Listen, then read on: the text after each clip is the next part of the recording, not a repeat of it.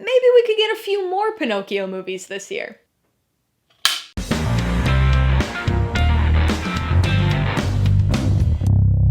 Hey everybody, welcome to Mainely Movies. Today I'm going to be talking about Netflix's 2022 stop-motion animated musical fantasy, Guillermo del Toro's Pinocchio.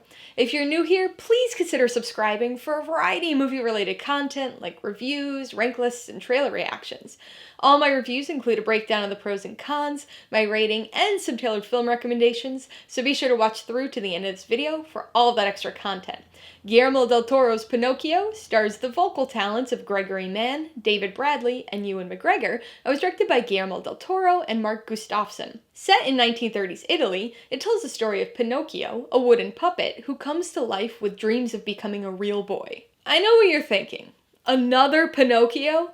I know this because I was originally thinking the same thing.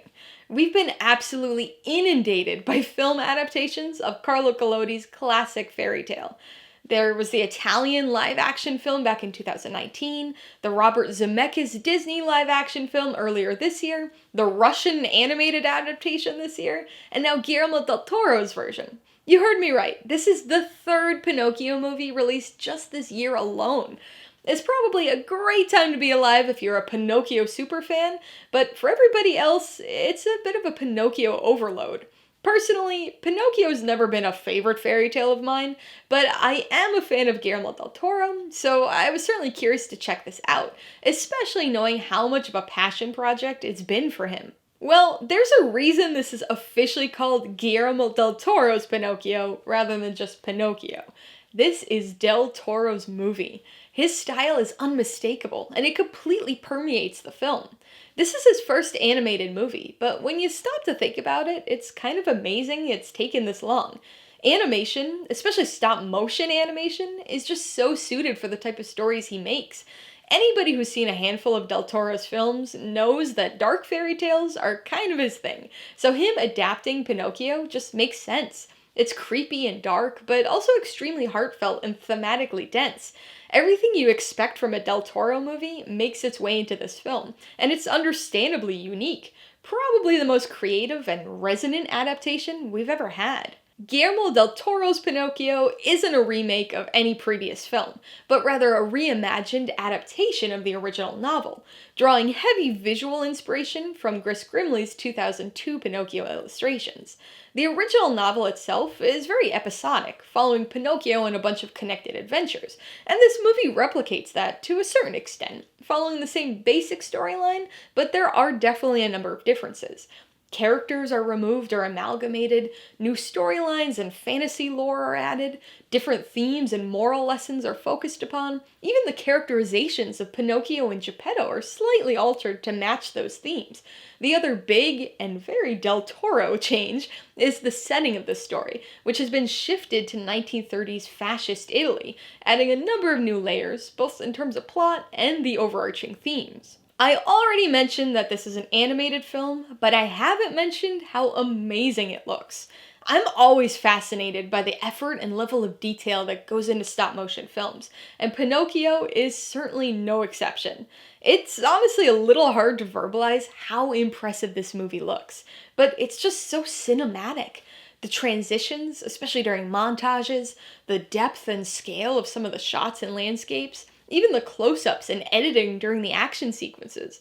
It's easy to forget that this movie is made up of a series of pictures of actual physical figures rather than images created on a computer. There's just something so fitting about having Pinocchio be played by an actual wooden puppet. In classic stop-motion fashion, this movie is populated by an array of largely caricaturized character designs that only help to enhance the whimsical darkness of the film. Of course, character design is only part of the character creation process for a film like this. Those designs needed to be brought to life, not only physically with stop motion, but also in spirit, and that's where the voice cast comes in. And I've gotta say, they were very good across the board, with the standout definitely being David Bradley as Geppetto. In terms of creative decisions, I was on board with almost everything this film had to offer, with one exception. I wish this wasn't a musical. It doesn't significantly hinder the film, and the few moments of diegetic music, like Pinocchio performing on stage or Geppetto singing to him before bed, were fine. It's the handful of random musical numbers that didn't work for me. They weren't bad, they were just lyrically simple, musically unmemorable, and simply felt out of place in this version of the story. Although Pinocchio is not a new story, especially on screen this particular year, Guillermo del Toro certainly provides a worthwhile and emotional take on this classic fairy tale. It runs a little long for what it is, insert Pinocchio nose pun here, and drags a bit through the midsection, but the creativity on display still manages to keep it engaging throughout. It's a dark, frequently macabre tale of war, politics, fatherhood, rebellion, and mortality. And it's exactly what you'd expect from an adaptation by Del Toro. Alright, let's talk about the pros and cons. Pro number one is the animation. This is one of the more beautifully crafted stop-motion films I've seen in a long time.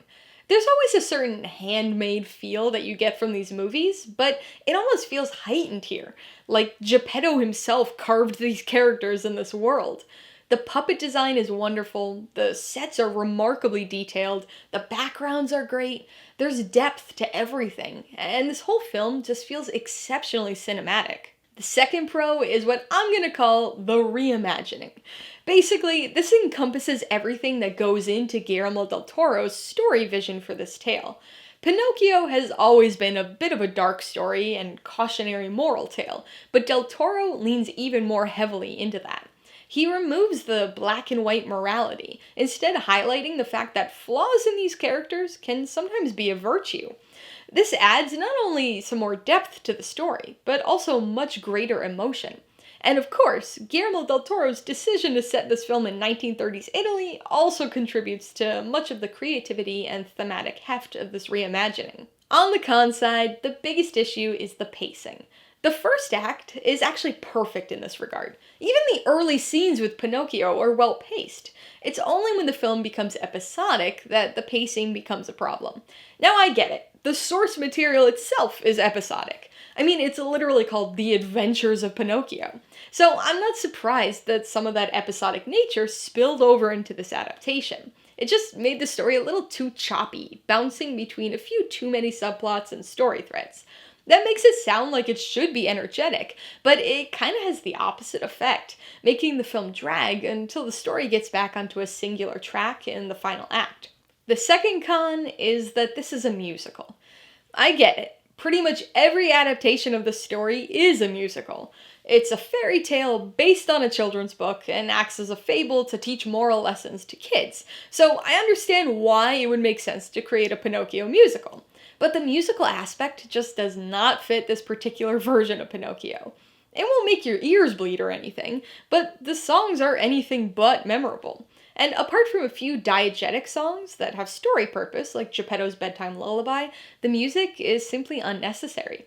Cutting out these songs would have tightened up the runtime, maintained a more consistent tone throughout the film, and just fit this Del Toro-ized Pinocchio world a whole lot better. Before I give you my rating and recommendations, I want to remind you that if you're interested in buying Guillermo del Toro's Pinocchio or any of the other films I mentioned today, I do have affiliate links for all of them in the description below.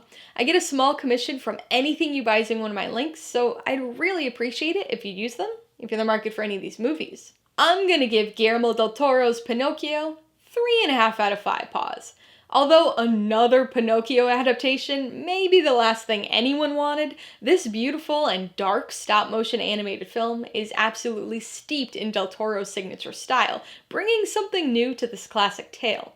I would recommend Guillermo del Toro's Pinocchio to fans of the Pinocchio story.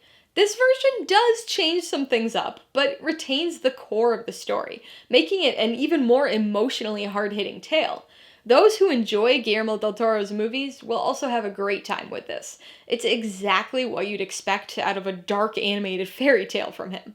If you liked Guillermo del Toro's Pinocchio, I have to recommend Pan's Labyrinth. This is another dark fairy tale of sorts, focusing on a young girl who finds the blurred line between fantasy and harsh reality during the aftermath of the Spanish Civil War. If you want another Del Toro film with similar horror fantasy ideas, you might want to check out The Devil's Backbone. Also set amidst a war, this film is more of a tragic ghost story, but has some similar themes and delicately balanced darkness. And if you're just in the mood for some more Pinocchio, you should watch Disney's 1940 adaptation, Pinocchio. This is the most well-known and widely recognized film version of the story, and makes pretty good use of its musical nature. Alright, a couple of questions for you guys. Number 1, have you seen Guillermo del Toro's Pinocchio? If so, what'd you think of it? And number 2, who's another live-action director you'd like to see direct an animated film? Be sure to leave your answers in the comments below so we can get a discussion going. Alright, so if you got some enjoyment, insight, or information on this review, I'd appreciate it if you'd hit that like button. And if you haven't done so already, please hit subscribe if you're at it to see more videos like this. Till next time, this has been Alyssa with Mainely Movies, the way life should be.